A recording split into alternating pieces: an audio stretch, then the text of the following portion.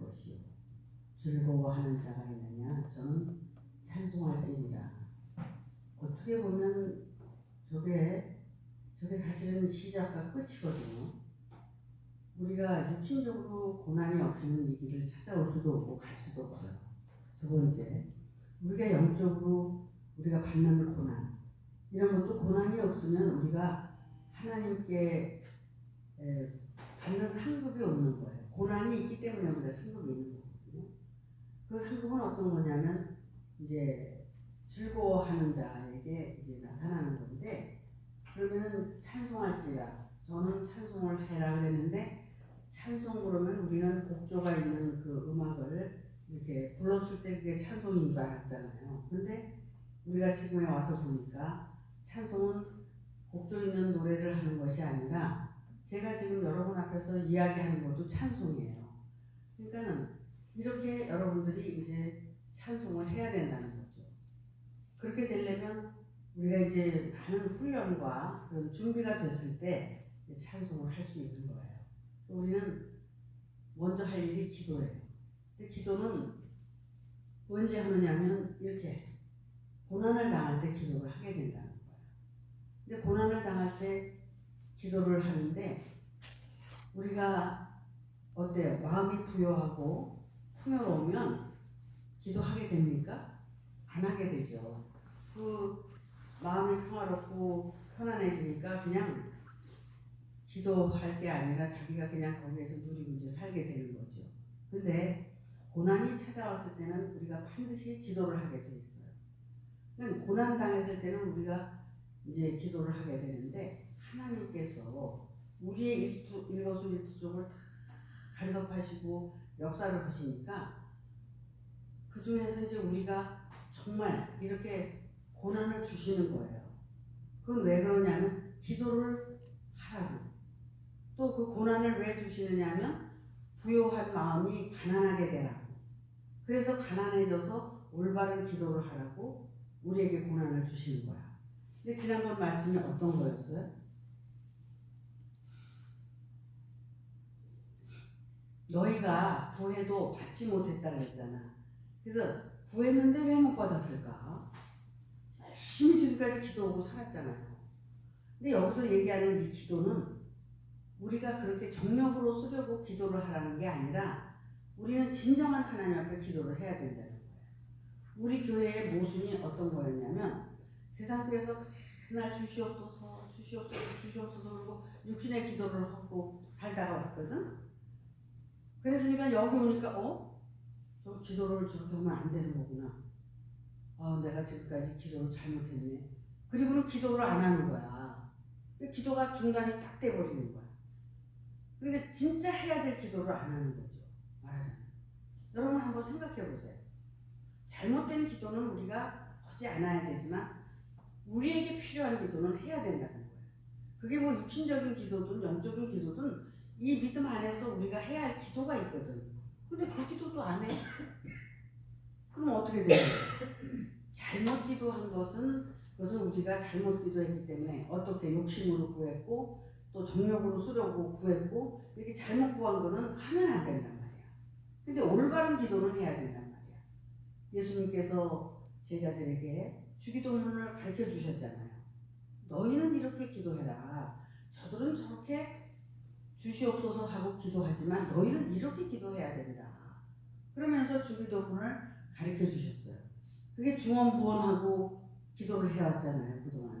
근데 그 중언부언하고 하는 기도가 아니라 정말 하나님의 뜻에 맞게 올바른 기도를 해라.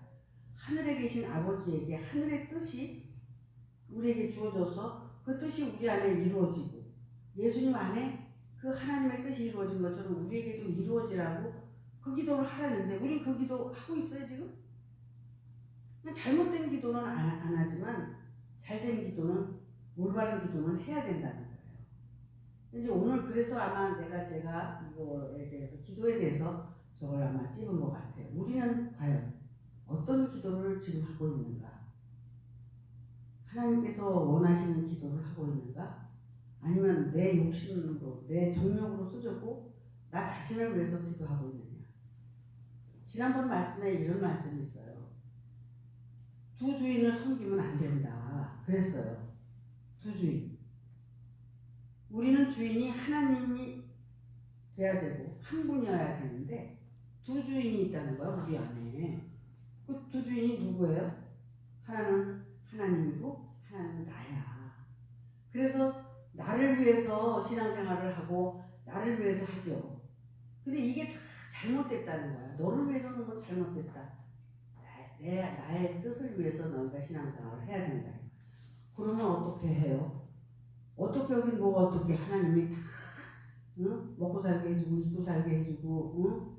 다 살게 해주는데 못 살 것 같고 못 먹고 살 것 같고 못 입고 살 것 같으니까 구하는 거야. 구하면 내가 다 응? 되는 줄 알고. 근데 구해도 안 되거든.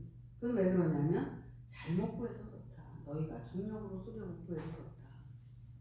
그래서 기도가 지금 정말 하나님의 뜻대로 정력으로 쓰려고 기도하지 않고 하나님의 뜻대로 지금 기도하고 사시는 분 한번 손들어봐. 아니 이렇게밖에 없어요. 지난주에 정확히 말씀을 드렸으니까 지난주부터라도 바꿔야 되는 거야. 그렇게 바꾸고 우리가 기도를 하게 되면 하나님이 안 들어주시는 게 없어요. 다 들어주시게 돼 있어요.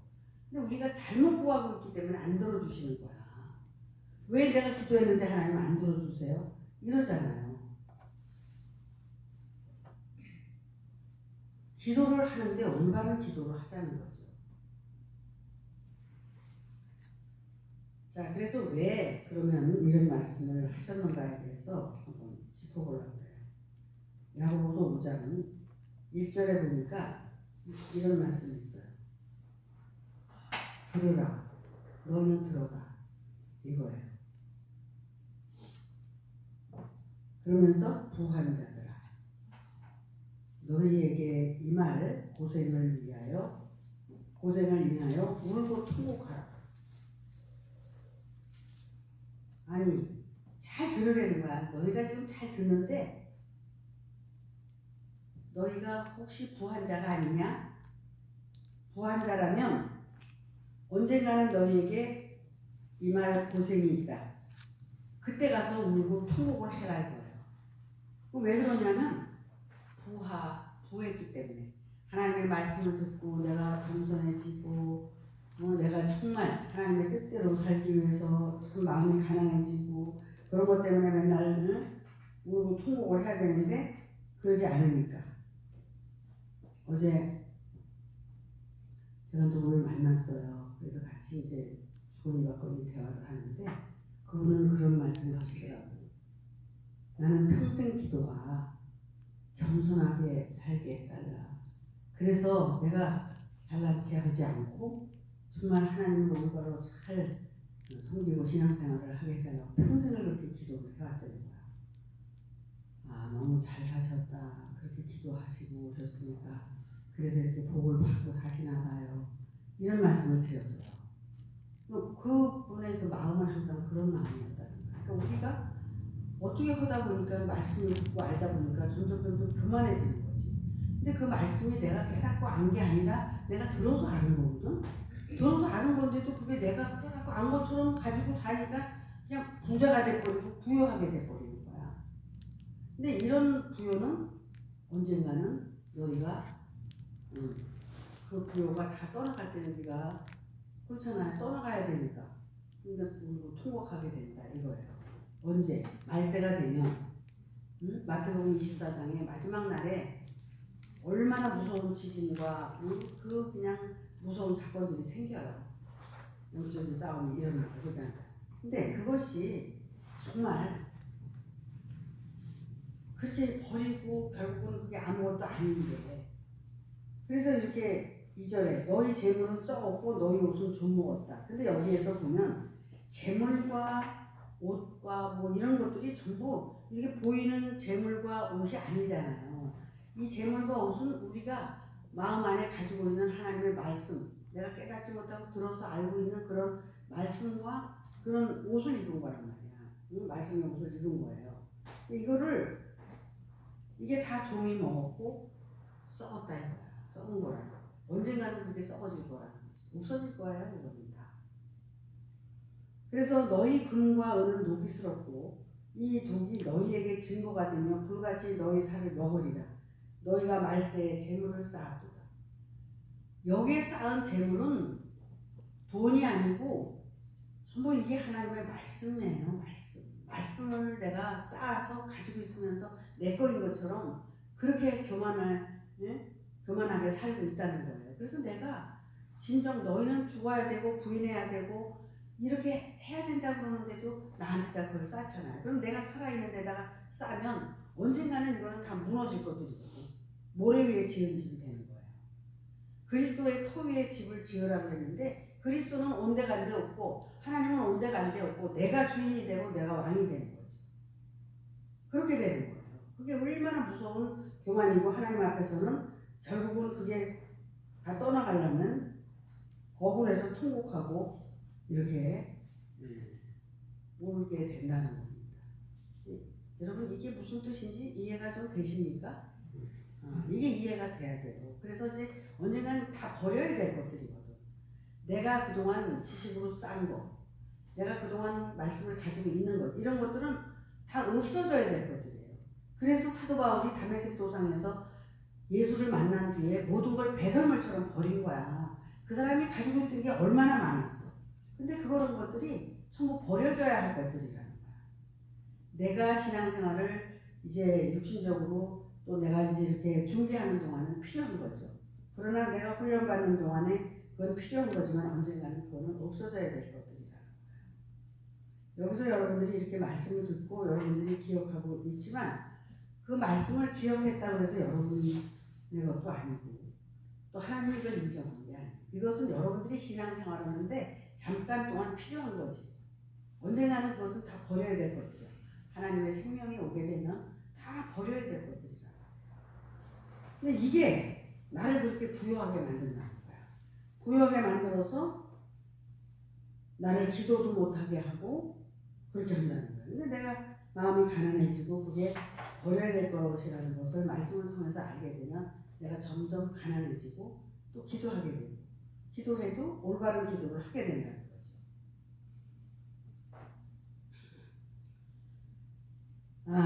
왜 이런 말씀이 있느냐?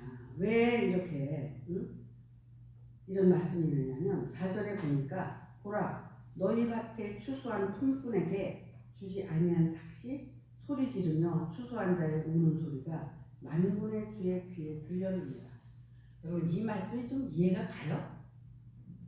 이 말씀을 이해하기 참 어렵지 않아요? 어렵잖아요. 이 말씀이 이해하기가. 나도 어려웠으니까. 근데 이 말씀이 어떤 말씀이냐면 현실적으로 이렇게 말씀을 드리면 제가 여러분에게 말씀을 주고 여러분을 통해서 내가 열매 맺기를 바라는 거야. 근데 여러분이 열매가 안 돼. 그러니까 여기서 말씀을 주는 자는 이제 여러분 밭에다 씨를 뿌려서 그 농사를 이제 가을이 되면 좀 거두고 싶어서, 그지? 농부가 농사를 질 때는 추수를 하기 위해서 농사 짓는 거잖아요. 그냥 짓는 게 아니잖아. 그러니까 여러분에게 지금 봄에 씨를 뿌려가지고 가을에 여러분 마음속에서 그 열매를 기다리는 거야. 여러분이 마음속으로 열매가 맺어지면 그걸 또 이렇게 옆에다 씨를 뿌려가지고 또 다른 열매가 나타나고 이래야 되는데 여러분들을 통해서 그게 안 나타날 때 지금 추수하는 자가 하늘에다 호소를 한다는 거야. 내가 이렇게 씨를 뿌리고 농사를 짓고 애를 쓰고 이렇게 하는데 열매가 안 나타나니까 그러니까 눈물을 흘리면서 이렇게 호소를 하는 거야. 어떤 때 여기서 여러분을 책망하고 막 속상해서 이러는 게 뭐냐면 이게 그거거든요. 이렇게 얘기를 하면 이해가 되죠, 이 말씀이. 그래서 농부가 농사를 지었는데 열매가 없단 말이야. 그러니까 하늘을 보고 한탄을 하는 거나 마찬가지지.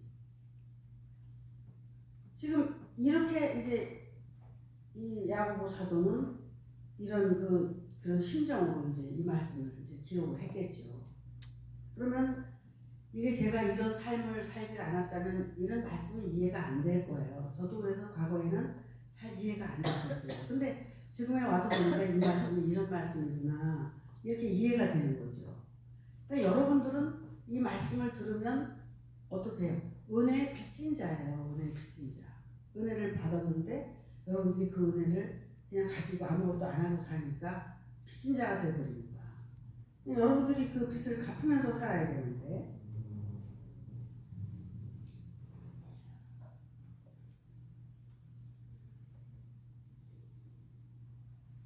그래서 추수한 자의 우는 소리가 만군의 주의 귀에 들렸느니라. 그래서 5절에 보니까 너희가 땅에서 사치하고 연락하여 도살할 날에 너희 마음을 살찌게 하였도다. 말씀을 들어가지고 사치하면서 사는 거야. 내가 이렇게 말씀을 알고 이렇게 응? 이렇게 부요한 자가 되어버려서 마지막 날에 도살할 날이 언제예요? 마지막 날이잖아요. 마지막 날에 뭐 내놓을 게 없고 이러니까 어떻게 돼? 끝까지 마음이 부요해지고 이제 그 가난해지지가 않는 거죠. 그러면서 어느 경지까지 가냐면 6절에 보니까 너희가 옳은 자를 정죄하였도다. 또 죽였도다. 그는 너희에게 대항하지 아니하였느니라. 자, 이 농부가 그 밭에다가 씨를 뿌렸는데 아무것도 안 나타나니까 소리 지르고 이렇게 하는데 그렇게 하니까는 대항을 하잖아요. 왜 내가 지금까지 신앙생활을 이렇게 열심히 하고 했는데 하나님 나한테 왜 그러십니까? 그리고 대항을 하죠. 그런데 이런 것들이 사실은 어떻게 보면 하나님이 우리에게 주시는 고난이 징계예요? 사랑이에요? 네? 사랑이라고 했잖아. 사랑. 하나님이 우리를 향해서 주시는 고난이 그게 징계인 줄만 알았단 말이야. 어릴 때는 왜 때려 이렇게. 근데 내가 가만히 깊이 들어가서 생각을 하고 깨닫고 보니까 이것이 더 깊은 사랑이라는 걸 알게 되는 거야. 하나님은 나를 사랑하시기 때문에 징계하시는 거야. 히브리서 12장에서 뭐라고 그래요? 사생자는 내어버려 두고 사랑하는 자를 징계하고 때린다고 그러잖아요. 내 자식이니까 매를 때리고 내 자식이니까 징계를 하고 내 자식이니까 책망을 한단 말이야. 남의 자식은 어떻게 해요? 떡 하나 더 주고 잘못해도 잘한다 하는 거지. 우리는 그렇게 하나님이 놔두시질 않는단 말이야. 우리는 하나님의 사랑 안에 있기 때문에 우리를 징계하시고 그 징계를 통해서 우리가 다시 깨닫고 더 성숙하길 바라고 또 하나님에 대한 사랑이 더 깊어지고 그러길 바라서 우리에게 징계도 하시고 그러시는 거거든요. 우리가 하나님의 사랑이 어떠한 것을 모르고 있는 거야. 그 하나님의 사랑은 정말 먹물로 뭐 기록을 해도 쓸 수가 없고 바다를 먹물로 삼아서 쓸 수도 없고 하늘이 아무리 높아도 넓어도 우리가 그 하나님의 그 측량할 수 없는 그 사랑을 이해할 수 있어요? 이해할 수 없는 거예요. 얼마나 하나님은 우리를 사랑하셔서 어떻게 해서든지 내 자식이니까 어떻게 해서든지 내 우리 안에 놓고 정말 구원과 생명과 영생의 길을 주시려고 사랑하시는데 우리는 그냥 세상 것만 그냥 바라보고 앉아서 있으니 자꾸 톡톡톡톡 치면서 우리 안에 들어와서 내가 줄 축복을 너희는 받아라 이러고 계속 관심을 가지고 우리에게 매도 때리고 징계도 하고 이러는 거예요. 그러니까 우리는 그 하나님의 진정한 사랑을 깨달을 때까지 우리는 고난 속에서 있는 거죠. 근데 그 고난이 왜 왔는가를 알아야 되고 내가 마음이 부여했었기 때문에 고난이 왔다. 그러면 부여한 마음을 내려놓으면 되잖아. 내려놓으면 되는 거예요. 그래서 여기 보니까 그러면서 너희가 옳은 자도 정죄하고 또 죽였고 그는 너희에게 대항하지 아니하였는데 그러므로 형제들아 주의 강림하시기까지 길이 참으라. 보라 농부가 땅에서 나는 귀한 열매를 바라고 길이 참아 이른 비와 늦은 비를 기다리나니. 그러니까 어떻게 해요? 농부는 땅에서 나는 그 귀한 열매를 바라는 것과 같이 하나님도 그렇게 바라고 계시다는 거야. 그렇기 때문에 주가 강림하기까지 길이 좀 참고 기다려라. 주가 너희 안에 강림하게 하기 위해서 너희에게 고난을 줬다 이 얘기거든요. 너희에게 지금 고난이 왔고 고통이 왔다면 그 고난과 고통을 통과하면은 이 주님이 오신다는 거야. 주의 강림이 된다는 거야. 바깥에 있는 주는 무슨 주예요? 오늘날 나를 구원하기 위해서 보내준 주예요. 근데 그 주를 통해서 그리스도가 나에게 나타나서 주가 강림하시면은 그것이 재림주예요. 근데 하나님은 어디까지 축복을 주시려고 그러냐면 이 재림주를 여러분 안에 재림시키기를 원하시는 거야. 물론 밖에 있는 하나님께서 보내준 자를 믿고 나의 구원자라고 믿는 것까지는 이거야. 근데 그거를 믿고 너희가 이 말씀을 잘 견디고 고난을 잘 견디면 언젠가는 너희 안에 그 주가 임할 것이다. 강림할 것이다. 그것 때문에 네가 지금 고난받고 있고 고통을 받고 있는 것이다. 그래서 이렇게 하나님은 이런 약속을 하고 계세요. 말씀 속에서. 우리에게 고난만 주시는 것이 아니라 내가 복을 주는데 어떤 복을 주느냐 이런 복을 준다. 이렇게 약속하고 계시단 말이에요. 여기 보세요. 이제 이 말씀 보면은 참 너무나 하나님은 정말 사랑이세요. 그야말로. 자, 여기서 이제 하나 한 번 더 이제 그래서 형제들아 서로 원망하지 말라. 그리하여야 심판을 면하리라. 보라 심판자가 문 밖에서 계시느니라. 심판자가 멀리 있는 게 아니라 내 문 밖에 있다. 그래서 내가 형제를 미워하고 그러면은 어떻게 해요? 문 밖에 서서 너를 심판한다는 거예요. 10절에 보니까 형제들아 주의 이름으로 말하는 선지자들로 고난과 오래 참음과 본을 삼으라. 주의 이름으로 말하는 선지자들, 예를 들어서 정말 그 하나님께서 보낸 자들, 그들을 통해서 너희는 이제 본을 삼으라는 거예요. 그들이 어떻게 했다고? 고난 속에서 오래 참음으로 이제 인내하고 신앙생활을 그들이 했다. 그래서 11절에 보라 인내하는 자를 우리가 복되다 하나니. 인내하는 자를 어떻게? 복되다. 우리는 뭘 해야 돼요? 오래 참고 인내해야 되는 거예요. 이 말씀 안에서 우리가 오래 참고 인내하게 되면 하나님께서 복을 주시는데 그 복이 어떤 복이냐면 주의 강림이란 말이에요. 주님이 우리 안에 오시는 거야. 그러면 그때는 껍데기로 믿었지만 이제 속으로 믿는 거야. 하나님께서 진짜 나에게 어떻게 이런 은혜를 주셨나 그걸 이제 깨닫게 되고 이제 알게 되는 거죠. 그래서 이제 말씀도 이해가 되고 말씀도 보게 되고 그래서 이제 정말 그 아주 알고보로 이제 우리가 변화가 되는 거예요. 보라 인내하는 자를 우리가 복되다 하나니 너희가 욥의 인내를 들었고 주께서 주신 결말을 보았거니와 주는 가장 자비하시고 긍휼히 여기시는 자니라. 자 여기서 욥의 얘기를 하셨는데 욥이 얼마나 하나님을 잘 믿었어요.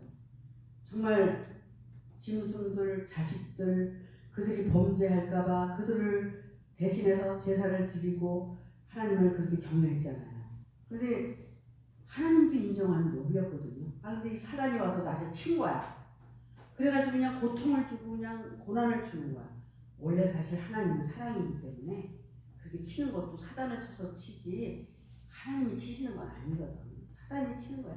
사단이 그냥 와서 하나님을 꼬드겨가지고 그래서 사단이 쳤는데 결국 욥이 처음에는 하나님을 원망하고 얼마나 그랬어요. 하나님도 원망하고 막 또 그의 형제들도 원망하고 그랬잖아요. 그랬는데 나중에 또 하나님이 나타나서 말씀하시니까 그때 깨닫고 욥이 뭐라고 그랬어요. 내가 그때는 듣기만 하였었더니 내가 이제는 주를 보나이다. 이 고백을 하니까 하나님께서 욥한테 어땠어요? 그 고난을 다 걷어가시고 배나 되는 축복을 하신 거야. 욥한테 육신적인 거, 영적인 거, 죽은 자식 다시 또 다 주고, 그거 다 복을 주시고 영육간에 그렇게 하신 거예요. 그러니까 이거를 우리가 욥기서를 통해서 우리가 이 신앙의 길을 보면은 정말 우리가 가는 길에 사탄이 우리를 그렇게 시험을 하는 거예요. 그렇게 시험을 하지만 결국은 너무 고통스러워서 기왓장을 가지고 자기 살을 그냥 득득 긁고 그 부시럼을 가져와서 못 견디고 그럴 때 얼마나 고생해서 오죽하면 나를 차라리 낳지 말지 왜 나를 이렇게 나가지고 고생시키냐 이렇게까지 원망을 했잖아. 근데 결국 보니까 그것이 교만이고 그게 부한자야. 욥처럼 부한자가 어디 있었어. 여기 그렇게 부한자가 돼가지고 야 내가 정말 부한 이유가 귀로 들어만 가지고 부해졌다는 거지. 그리고 하나님을 공경하고 살았다는 거지. 내가 이제는 하나님을 이제 귀로만 듣는 게 아니라 눈으로 보나이다. 어디서 보는 거예요? 성경이 소경이라 성경이 무슨 말인지도 몰랐어. 근데 말씀이 무슨 말인지 이해가 되고 그 하나님의 세계가 보이는 거야. 그러니까 그 말씀을 들어보니까 내가 원망하던 목자도 내가 원망하던 주도 아니었구나 이런 걸 깨닫게 되는 거야. 그래서 내가 성경을 통해서 확인을 하는 거예요. 그래서 삼격주의라는 얘기가 나온 거야. 나와 예수와 어떻게 하나님의 말씀과 하나가 되는 거야. 그때 이제는 주가 이제 강림을 하셔서 그가 내 눈으로 성경을 볼 때는 소경이라 몰랐는데 그가 오셔서 보니까 말씀이 이해가 되고 보여진다는 거야. 이렇게 우리가 변화되는 거야. 변화되는 거야. 그래서 이제는 내가 귀로만 들은 걸 가지고 옆에 사람한테 얘기하는 게 아니라 내가 내 안에서 말씀으로 깨닫고 이해되어진 것들을 옆에다 얘기해주고 설명해줄 때 그가 이제는 뭐가 돼요? 구원자가 되는 거예요. 그렇게 되면. 그러니까 얼마나 이게 하나님의 약속이 우리 안에 성취되고 이루어지는 거거든. 그냥 대단한 거죠. 사실은. 근데 이걸 여러분에게 주시겠다는 거야. 이 복을. 근데 이 복에는 관심이 없고 세상적인 거에만 관심이 있어가지고 주시옵소서. 주시옵소서. 근데 우리가 이거를 위해서는 한 번도 기도를 안 했다는 거야. 응? 사장에서. 너희는 구하지 않았기 때문에 못 받았지 않냐? 네가 언제 이거 구한 적이 있냐? 이 세계를 구한 적이 있냐? 그럼 내가 지금까지 육신적으로 구해서도 못 받았고 내가 영적으로 구하지 않아서 못 받았다면 내가 이제는 올바른 걸 구해야 되잖아. 그것이 주기도문이에요. 주기도문만 올바로 하면 모든 것이 다 해결되는 거예요. 기도를 어떻게 합니까? 그러면 안 되면 주기도문 해요. 그 뜻을 다시 생각해가면서 이해가 안 되면 책을 또 다시 보면서라도 그렇게 자기가 소화하고 이해하고 그 올바른 기도를 하면 하나님이 나에게 반드시 이루어지게 해주시는 거예요. 준비만 되면 주의 강림이 속히 이루어지는 거예요. 계시록에서 마지막 절이 뭐야? 주 예수여 어서 오시옵소서. 저 세상 교회 사람들이 뭐해? 구름 타고 오시는 예수를 기다리느라고 하늘만 쳐다보고 주 예수여 어서 오시옵소서 그러는데 아니 주 예수가 그렇게 오는 거냐? 말씀을 타고 우리 안으로 오시는 거야. 말씀을 타고 오시는데 여기서 이렇게 말씀을 듣다가도 오지만 여러분들이 성경을 보다가도 오는 거야. 이게 어떤 누구에게만 이런 복을 주는 게 아니라 정해진 사람에게만 주는 게 아니라 준비된 자에게는 다 이것을 복을 주시겠다는 약속을 하신 거예요. 여러분 약속은 왜 해요? 약속? 지키려고 약속하는 거죠. 그래서 우리도 약속을 하고 약속을 지키는 거야. 하나님은 우리에게 왜 약속하세요? 약속을 우리에게 지키시려고 약속을 하시는 거예요. 내가 그 약속을 믿고 지키면 나에게 그 약속이 이루어지는 거예요. 그것이 하나님의 뜻이에요. 근데 우리는 엉뚱한 걸 찾잖아. 엉뚱한 거. 아니 우물을 이렇게 파더라도 샘이 이렇게 나오는 데를 깊이 파면 샘이 나오잖아. 근데 여기는 물이 한 방울도 안 나오는데 거기를 맨날 파. 죽을 때까지 파도 안 나와요, 거기서는.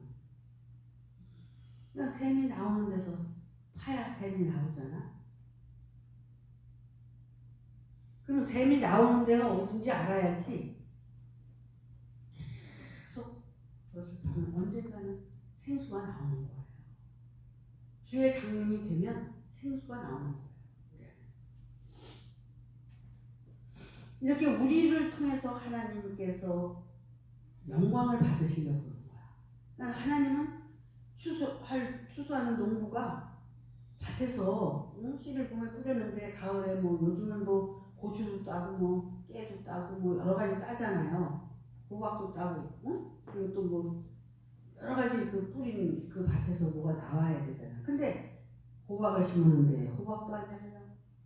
깨를 심었는데 깨도 다 죽정이야. 고추를 심었는데도 그냥 벌레가 앉아갖고 아무것도 거둘 게 없어. 그 농부가 얼마나 속이 터지겠어. 그죠? 속이 터질 것 같아, 안 터질 것 같아. 근데 그게 진짜 속이 터지는데 여기 서 있는 사람은 그게 속이 터질까 안 터질까?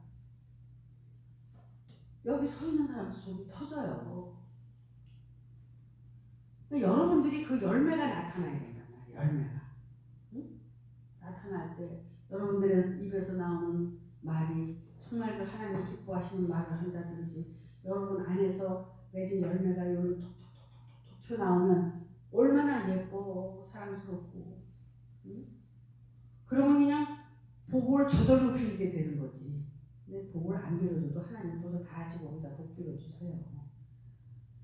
이 세계를 창조하시고 이것을 다 주관하시고 관여하시는 그 하나님에 대한 생각을 해봐. 얼마나 위대하신가. 근데 우리는 요 조그만 요 몸뚱아리 하나 가지고 잘났다고 잘난 척하고 그냥 큰 소리 내고 그러고 살잖아. 이게 뭐야? 먼지에 불과하다고 그랬는데. 참 우리가 하나님을 몰라도 너무나 모르고 산다는 거야. 나는 그런 얘기 참 많이 해.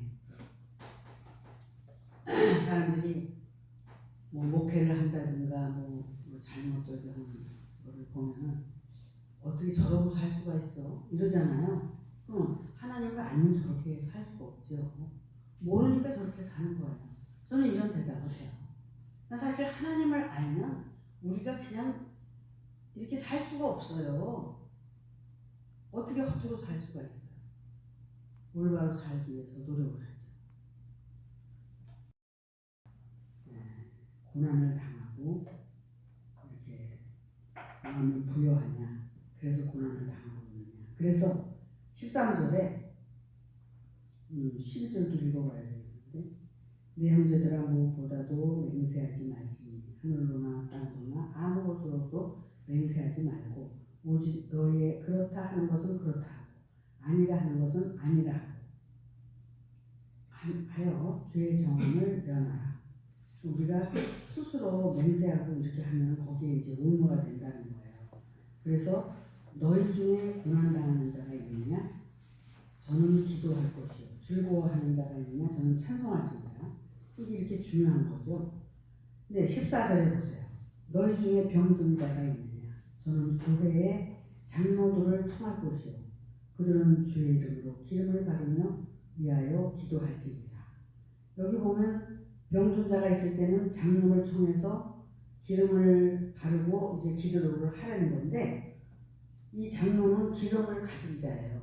근데 이 기름이 뭐예요? 기름은 크리스토스. 그래서 이것이 성령을 가지고 성령이 임해서 이 하나님의 생명이 있는 자거든요. 그들을 불러서 너희는 기도를 해라. 응? 그러면은 이제 그 믿음의 기도는 하나님이 들으시는데 이러므로 너희 죄를 서로 고하며 병 낫기를 위하여 서로 기도하라. 의인의 강림은 역사하는 힘이 많으니라.